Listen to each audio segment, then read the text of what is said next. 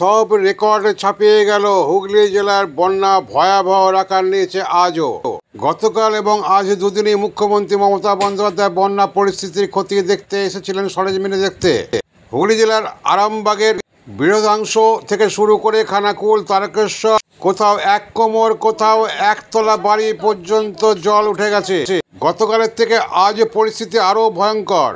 খানাকুলের 1 নম্বর 2 নম্বর block থেকে শুরু করে আরামবাগ টাউন সর্বত্রই ডিবিসি ছাড়া জলে প্লাবিত। অপরদিকে তারকেশ্বরের সংলগ্ন চাপাডাঙ্গা বাস স্ট্যান্ড থেকে গ্রামের পর গ্রাম পেরিয়ে চাপাডাঙ্গা, বালিপুর, শ্রীরামপুর, পাচারোল গ্রাম তথা হাই স্কুল পাশ দিয়ে যে গ্রামগুলি তথা উদয়নারায়ণপুর, সমগ্র উদয়নারায়ণপুর মাঝুর থেকে শুরু করে রাজহাট, ওই দিক দিয়ে জাঙ্গিপাড়া দিয়ে ঢুকে আবার সেই হুগলি জেলার তারকেশ্বর সংলগ্ন হরিপাল, আবার বৃত্তাকার পদ্ধতিতে চলুন ফিরে আসছেন সেই চাপাডাঙ্গা হয়ে খানাকুলের জগৎপুর। যেখানেই যাবেন সেখানে গ্রামগুলি থেকে আপনি কিন্তু প্রবেশ করতে পারবেন না, কারণ জলের স্রোত কিছু কিছু জায়গায় নৌকা নিয়ে চলাও বিপজ্জনক, যে কোনো সময় উল্টে যায়। এই দেখুন তারকেশ্বরের চাপাডাঙ্গার দৃশ্য আপনারা দেখছেন। এখন নজর ইএনসি বাংলা চ্যানেল থেকে আমি ডাক্তার সঞ্জয় সেন আপনাদের সামনে। উঁচু জায়গা বা হাই রোডে কোনো রাজনৈতিক দলের ত্রাণ দেখা যায়নি, একমাত্র ব্যতিক্রম তৃণমূল কংগ্রেস।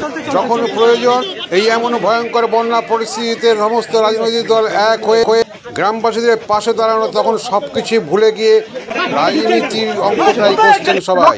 আমরা কোন বাংলায় বাস করছি? যেমন দেখেছি আরজিকর কাণ্ডেও শেষের দিকে একই চিত্র, যেন কোমর ধরে টেনে আনছে জুনিয়র ডাক্তারদের, তোমরা কাজে যোগ দিও না, এই সুযোগ চেপে ধরো প্রশাসনকে।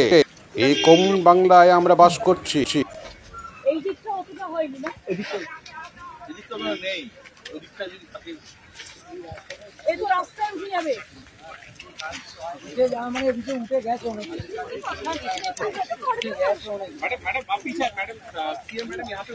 আপনি ছাড়ুন।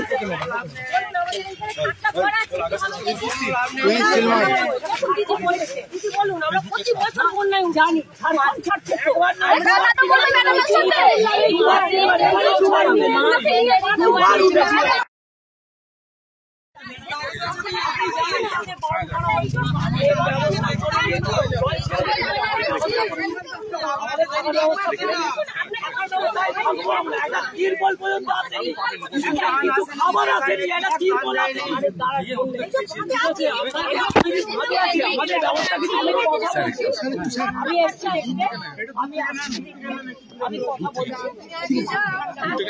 বলছি